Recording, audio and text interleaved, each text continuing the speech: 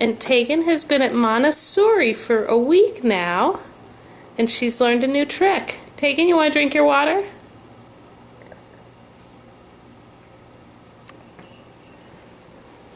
Mom got you some fresh water.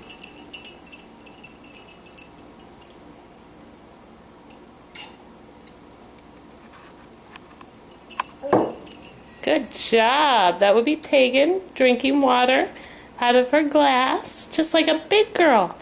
Did you want another drink of water? Yeah? Good job. We drank water out of our glass all yesterday, and so far all this morning.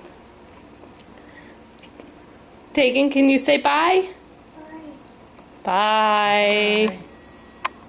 We love you, sweetie.